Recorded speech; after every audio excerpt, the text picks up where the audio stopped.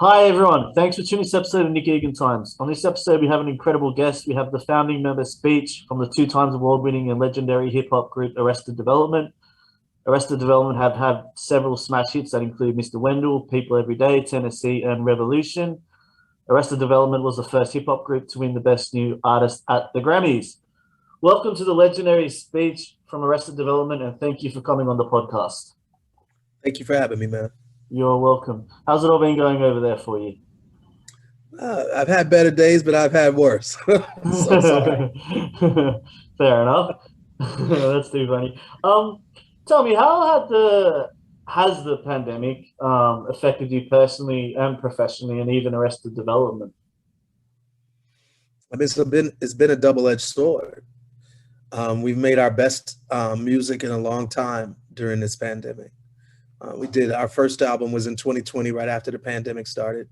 Uh, the first album recently, I should say, and it was called "Don't Fight Your Demons." It was critically acclaimed. It was on the 2020 best albums list of numerous hip hop lovers and magazines and podcasts. So very, very grateful. Definitely a clear cut resurgence for the group in an underground way, at least. So that was really a triumph. And then we in 2021 followed up with another record called For the F and Love. It's a celebration of hip hop music. And that was in late 2021, featuring Big Daddy Kane. We had what really could be called an underground hit um, with our song with Big Daddy Kane called Vibe. The music video won an award for best video. Just a lot of, once again, accolades. In fact, people saying that this second album during the pandemic was better than the first. So, you know, a lot of triumphs. And at the same time, it lost a lot of friends, lost some people that used to play with Arrested Development because of COVID-19. Um, Lost numerous people that I knew and fellow artists that I knew. One in particular in London area named Ty, a great hip hop artist, passed away at age 39 because of COVID. So it's been a tough time. Professionally, it's been very eye opening. We had to cancel a European tour because we could, not a European tour, a Middle East tour, and I believe an African tour because of the pandemic. We didn't do shows for 2 years, which was unprecedented in our career. So yeah, it's been a double edged sword in every way. Yeah, thanks for the insights, and I'm sorry to hear about obviously the losses. That's really sad, and yeah. All right, let's just jump straight into it for the listeners. Take us back. Arrested Development was formed in 1988 by yourself. I believe you put a flyer up, and then yeah, talk us through the rest of how it's obviously all transpired. Yeah, I mean, basically, I came to Atlanta, Georgia, from Milwaukee in 1987. I wanted to start a hip hop crew.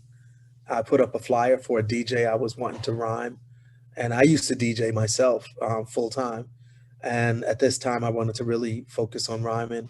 I changed my name from DJ Peach to MC Speech, and you know, it was a time of rediscovery. It was a very Afrocentric city, a lot of progressive thoughts and movements going on as far as Afrocentricity and Black consciousness. And at the same time, musically, there wasn't a lot that was reflected conscious wise in the music of the down south music scene, especially in hip hop. So um, I saw an opening for something more progressive, something more sort of broad in its scope of what it was trying to accomplish. And Arrested Development was that. We started doing shows. Um, Me and my man Headliner, who answered the flyer that I put up, we started doing shows around town. We started getting a lot of buzz about us because we were very communal. We used to invite people on stage, drummers, dancers, painters, poets, and it was a very come one, come all type of energy. And that's what sort of resonated even when we got signed to a record label 3 years, 5 months, 2 days later, um, you know, it's very communal energy. We had an elder in the group, men and women in the group, heavier sets, really skinny people in the group. I mean, it's just a lot of wide varieties of energy coming at you. Incredible. Do you think that vibe and obviously being very communal that resonated with the rest of the world? That's why you had so much success during that time? I think it was one of the things. I think it was that. It was, you know, the music industry was thirsty for, um, you know, more diversity of thought and diversity of subject matter in hip hop. And yeah, I think that it was very much Arrested Development was an introduction for a lot of people to hip hop music in general. And it was an open door for a lot of artists that have yet to make it to be able to express themselves more and be more true to who they were. So I think it just opened the doors for hip hop and broadened the scope of what hip hop could be. And yeah, so yeah, I think it definitely helped and you know made a difference in a lot of people's lives during those years. Yeah, for sure. Even to this day, you hit songs, Mr. Wendal, people every day, they get played on commercial radio. Even to this day here in Australia, in Sydney, like I hear it every Friday on R&B Fridays, for example. So yeah, it's incredible. Can you tell me about those songs and even Tennessee, um, how they came about? And yeah, tell me about those songs because they're obviously just smash hits that are just have had so much longevity. Yeah, I mean those songs are really based on true stories. You know, Mr. Wendell was based on me and Headliner really hanging out with a lot of homeless people um, before we made it, and just like talking to them. We were in the recording studio. We would just really respect what they had to say, and Mr. Wendell was really a result of those kind of relationships. And then People Every Day was really the conflict of where I was going in my life with Afrocentric views and thoughts and the way I dressed compared to where a lot of people in the Black community at the time in Milwaukee, which is where I'm born and raised, compared to where they were. It was very different. So um, there was conflict, you know, and that song is really talking about that conflict. And then songs like Tennessee, which by far is my most important song I've ever written. Um, I spent all my summers in Tennessee in a very rural town with my grandmother, and she passed away of a heart attack. Me and my family went to visit her and go to her funeral and just celebrate her life. And that same week, my brother Terry passed away of an asthma attack. My grandmother passed of a heart attack. So um, the last place I saw them was Tennessee, and I wrote a tribute to both of them, and that was the song Tennessee, and we released that as our first single. Wow. And that's the song that really got you the momentum too, wasn't it? That really got you Yeah, out there and got you that recognition. yeah, I think it did. You know, it definitely was a breath of fresh air for hip hop, and maybe even for R&B and for Black music in general. And then at the same time, you know, I think it broadened um, what it meant to be a hip hop artist. You know, I was doing melodic rhyme styles, and at that time, no one was doing that the way I was, and so I think it also broadened how to deliver hip hop and how to bring it to the forefront.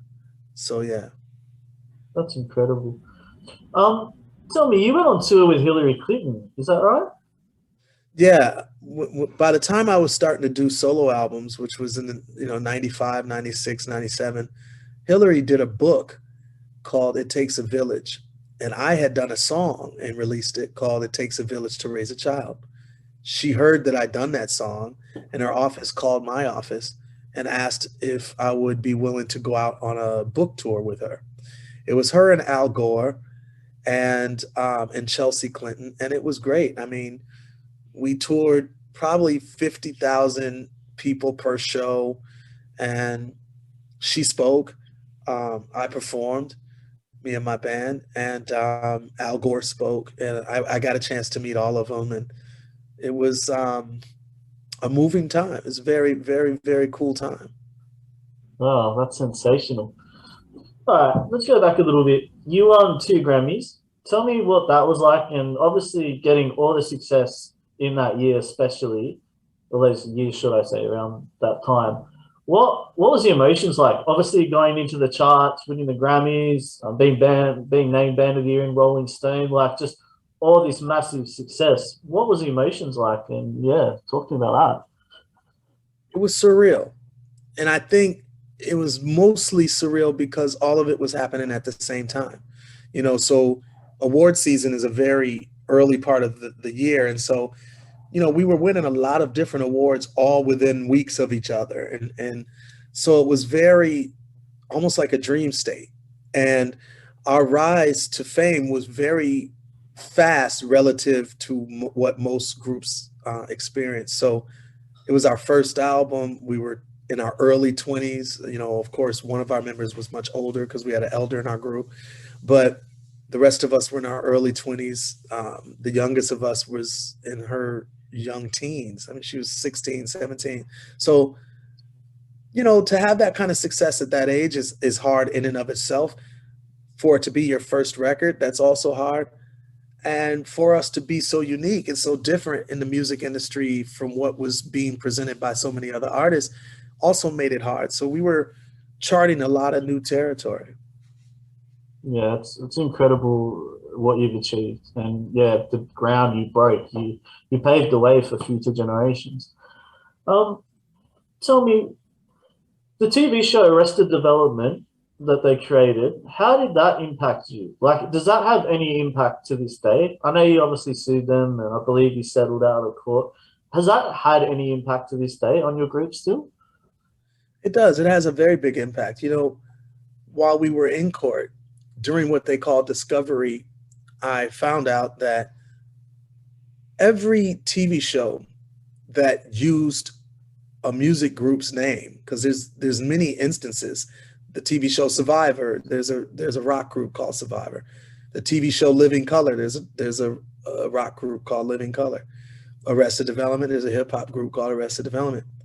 In all of those instances, the TV show always ends up being bigger than the bands because it's rare and it's hard to be as big as a TV show. I mean, TV is TV. It's a big industry, and it reaches far more people than any particular genre is going to reach in the music industry because it just reaches, a cross section of the American and world population.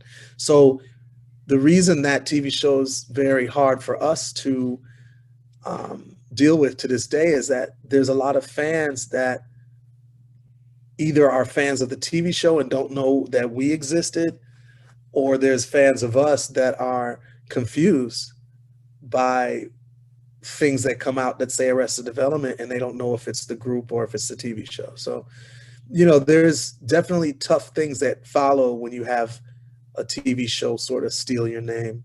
It's a weird thing. Yeah, thanks for sharing. I could imagine that'll be difficult at the moment. All right. Tell me what motivates you daily. What motivates you personally, and what motivates Arrested Development? Yeah, I think for all of us in the group, we still have such a deep passion for music. We love what we do. We put our all into it, and so that motivates us. Every show is a brand new opportunity to just give our all, and we really do leave it all on stage. Like, a lot of people say that, but we really do. And what motivates me is I love music. I'm still a big fan of the art form of hip hop. I'm a big fan of music in general and artistry. And so I still get immersed into this field, and writing a great song means everything to me. Performing and giving our all on stage means everything to me. And, fans say that they feel that from us. And so, yeah, that's what still keeps us going in such a very real way, because we're a very vibrant group. I may not seem like it now, but we are. We're a very vibrant group. No, you're definitely vibrant, and your music speaks for you, right? Like that talks volumes of how vibrant you are. So no, I definitely know that. What's the best advice you've received, and what's actually apart from that as well? What's the best advice you would give someone, even a young person coming into the industry or a future arrested development coming into the industry? What advice would you give them? Yeah, I would say to the second half of your question, really tell your story. Believe it or not, your story is so unique. It's so special. And if you tell it, we're going to listen. So don't be a carbon copy of somebody else. Tell your story. We're waiting to hear your story. So that's what I would, the second half of what you said. Um, the best advice I ever got would probably be, well, it's hard to say the best advice, but one of the best is that take your time doing a record. It's worth it to capture the best take, not just any take. Meaning when you're recording, lay your best work down because these records live on hopefully far beyond your life.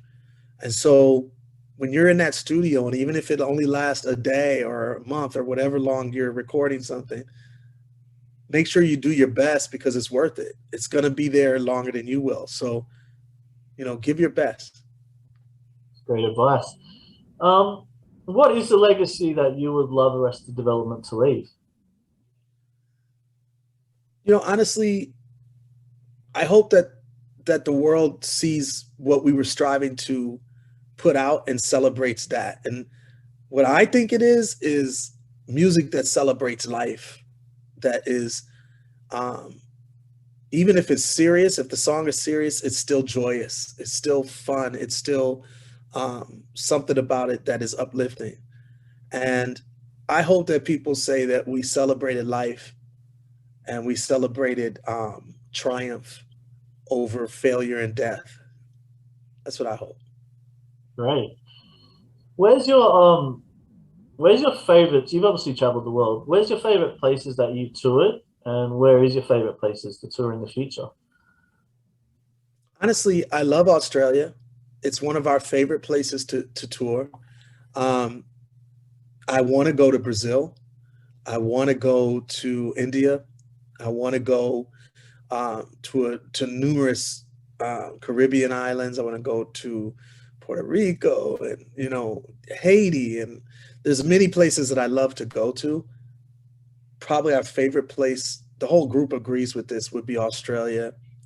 A close second would be Japan, um, Europe, which we just got off of a 35 city tour in Europe about 2 or 3 weeks ago now. So it was incredible.